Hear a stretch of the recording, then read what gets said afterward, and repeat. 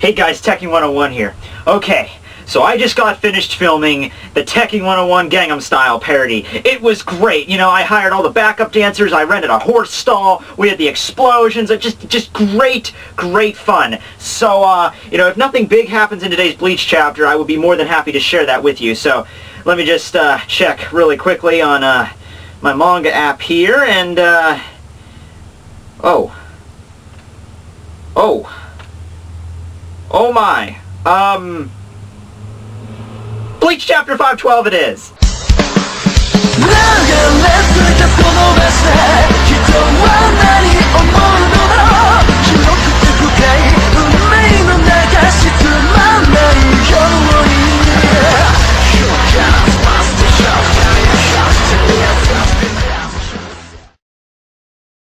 Hey everybody, Tekking101 here, and here to review Bleach chapter number 512, and yes, the suit jacket has made a comeback in my videos. This is a very epic chapter indeed, so it befits it. So let's just get right into it, because the chapter itself is not really that long, or there's not a lot of dialogue and stuff to cover, but what there is to cover is pretty cool, and it gives us insight for a lot of things. Okay, so the chapter opens with this, and I'm not really 100% sure what the first page represents. It's nothing but black, and you can hear somebody yelling in the background, so I would assume that's Ichigo as he's getting in the Garganta, because on the next page we get the blackness being shattered as we see a member of the 12th Division who's stating that he really tried to get that done sooner, but trying to open it from that side didn't go so well. And that is, of course, a reference to the Garganta, which apparently, even after the 12th Division was wiped out by the Puppeteer Quincy, I'm just going to call him the Puppeteer Quincy, controlled G. Dombo, and he had him crush the 12th Division R&D department. Despite that, some of the members, either they escaped the destruction or they were not in the division to begin with when the destruction occurred. They were in some other location trying to open the Garganta from the Soul Society side, which I imagine would be fairly difficult because I don't think we've ever seen a Garganta being opened up, either people coming in or people coming out. It opened up in the Soul Society. We've seen them open in the Dongai before with Ukiura. We've seen them open in the Human World a bunch of times. But I don't believe, because if that was true, then Aizen would have just, you know, stormed the Soul Society that way. And that's another thing, too. Aizen couldn't go into the Soul Society directly from Huecamundo. He had to use the Living World as like a transitional point first. So that would make a lot of sense why it wouldn't be that easy to open up a Garganta in the Soul Society. Maybe it's just some dimensional reasons they couldn't do it. Page we get the 12th Division member being stabbed and probably killed by these really cool looking Quincy daggers, I have to admit. This place they were in was most likely in the sky because we saw the explosion occur in last chapter, like above Juha's head. So I'm guessing this is some kind of a barrier the 12th Division members set up in the sky. It was like made kind of invisible by Kido or something of the like, and now it just broken into by the Stern Ritter, who we don't really get to know his name, but this guy, I just love the way this guy gets taken out. He gets punked out in probably the coolest way possible by Ichigo. We don't see him yet, and that's a major point of this chapter, that we do not see Ichigo until almost near the very end. It's just, we see little glimpses of him, like jumping around using Shunpo. We get like glimpses of his back of his head, and this is kind of like a first person's perspective, like we're seeing this guy from Ichigo's perspective. He asks who Ichigo is, and he states that I am Jazz Domino, Stern Ritter, and before he can even finish the sentence, right in the face. So next page is just the explosion that occurred last chapter. So, you know, Ichigo attacking Jazz was the explosion. We don't really know much about Jazz. We never found out what his ability is. He got interrupted, but my idea is, considering he had like cheetah-like spots all over his body, I'm gonna go with Stern Ritter S. Did we do S yet? No, we didn't do S.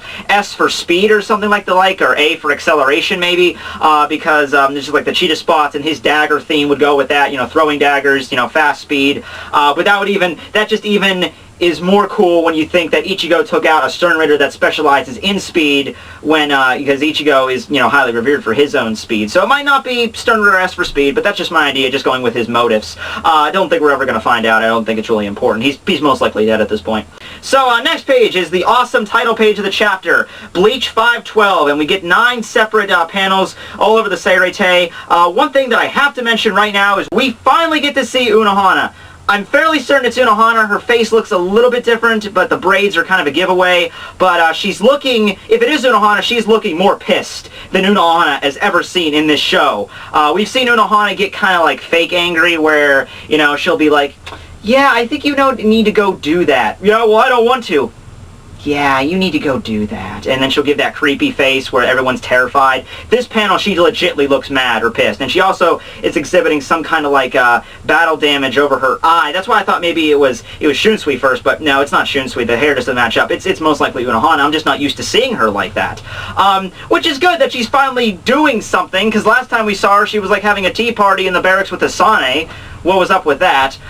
We get him leaving the dome or box or whatever that was in, and I guess he's either going to the locations or just sensing Rukia and Renji, who are currently lying defeated in battle, and then he shunpos away to a different location. Meanwhile, we cut over to a few of the Stern Renders. We have Luchador Quincy, Wolverine Quincy, and Bambita Basturbine. Love saying that.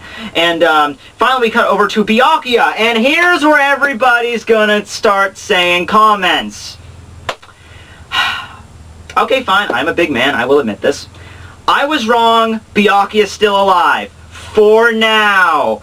But I will admit, I was wrong in my opinion, because I was so dead set on Byakuya's gone, he's dead, he got hit by Zenbone Sakura like 15 times, got pounded into a wall, blood is like, there's like most of his blood is on the outside of his body. I thought he was dead, but he's not. So yeah, that's just something I just wanted to say right up front, but he does state in this chapter that he is probably going to die soon unless somebody helps him, which, given the situation, that might not happen.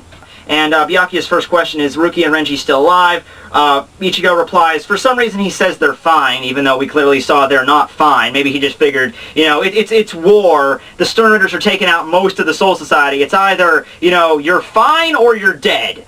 I'm gonna go with fine. I guess that's pretty much it. Otherwise, the system's been kind of brought down a few notches ever since the whole war started. Byakuya states he doesn't have much time left, and then he feels really helpless that as one of the captains of the Gochi 13 that hold this title of one of the strongest Soul Reapers in existence, he wasn't able to even really take out one of the Stern Raiders. So he feels, you know, Byakuya is a very prideful character. He's kind of like Yamamoto in that regard, where he's been like a rich aristocrat all of his life. You know, he's expected to be at least be able to put up a fight against these guys, and he couldn't even take out one of them, and that just hurt his pride a lot. And also that they were able to injure him this badly, near the verge of death. But he does ask Ichigo a very emotional, heartfelt question. Please, protect the Soul Society, Ichigo Kurosaki.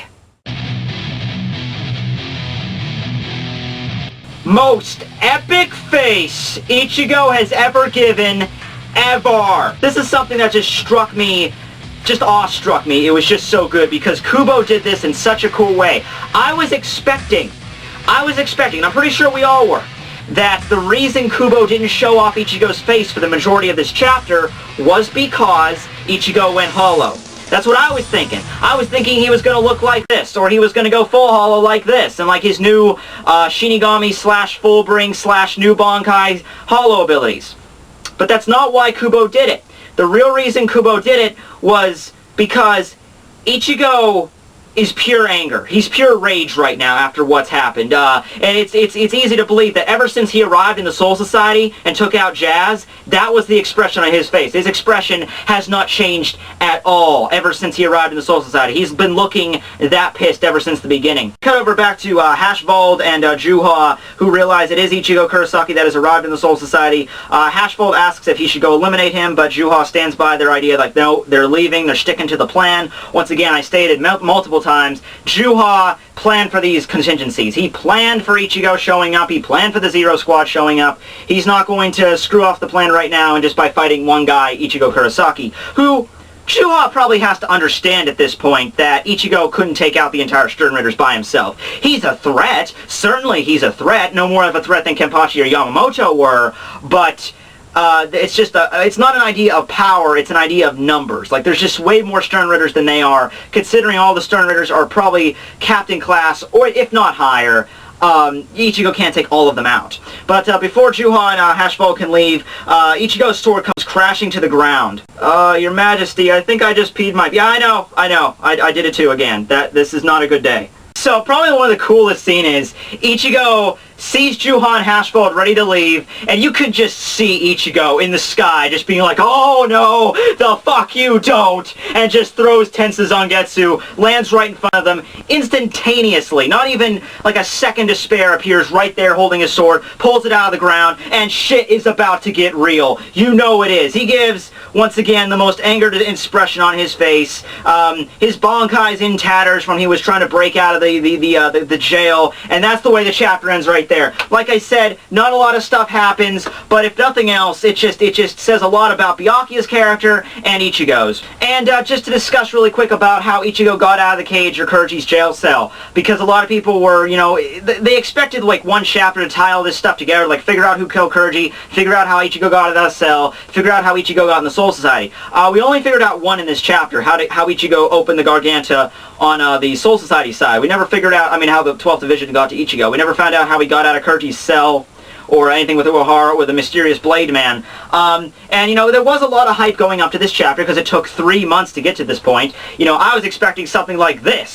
You know, wouldn't that be awesome? Bleach 512. We have Unohana, Nell, Grimmjow, Hollow Ichigo, and Ashido, because I love Ashido's character from the Menos Forest, and that was supposed to be manga, but they just never had the time to. I liked Ashido's character, so I was expecting like an elite strike team from Hueco Mundo busting down a Garganta and taking out the Stern Raiders. That's what I was expecting, but, you know, all we got was Ichigo. Maybe in the next few chapters we'll figure out exactly how he got out of the cage, or, you know, who the mysterious sword person is, but as for this chapter right now, I think it's okay. I'm just glad to see him. I'm just glad to see a little bit of development on the whole Ichigo being trapped in the cage arc. You know, that could be its own separate arc at this point. So I'm just really happy we got to see some development there.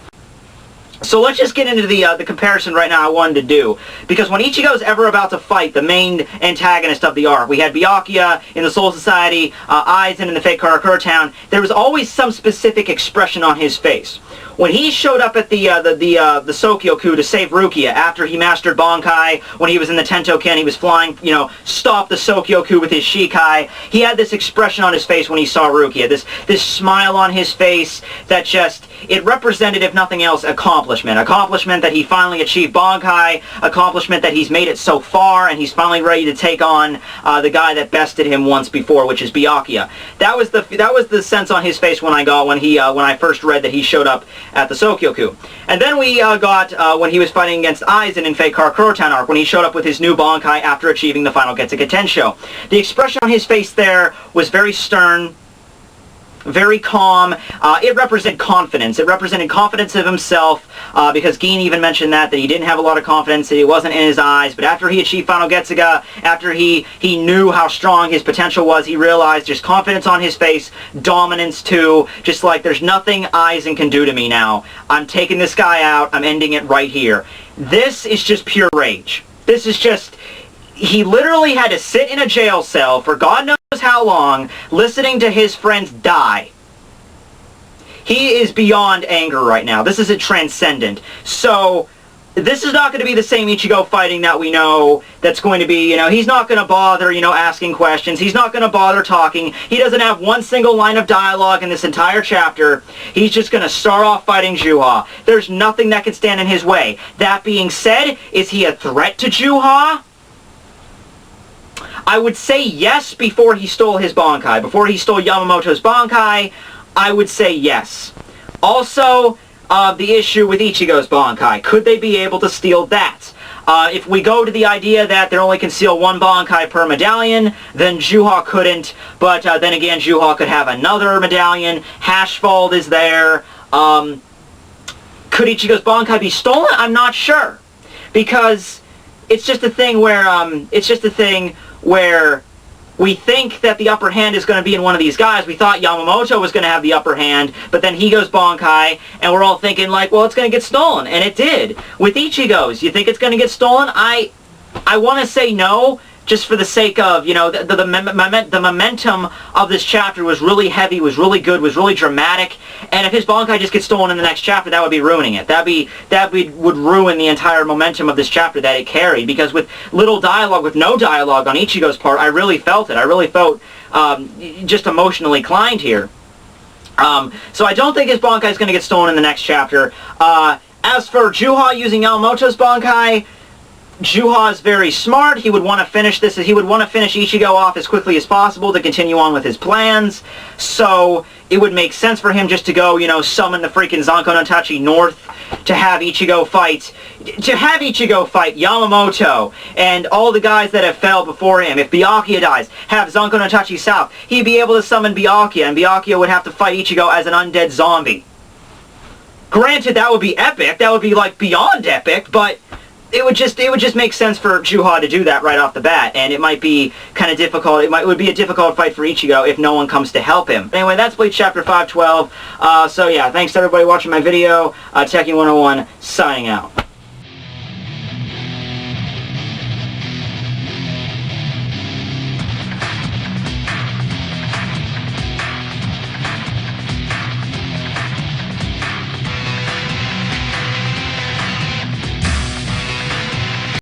So the title of the chapter is called, yeah, ride your tractor, just ride your tractor up my road, man. Just do whatever. I'm doing a manga review right now, but yeah, you want to drive your tractor up the road, you're welcome to do that in the middle of my review. I need to get a sign in front of my house that just says currently filming, shut the hell up, for like 20 minutes. Okay.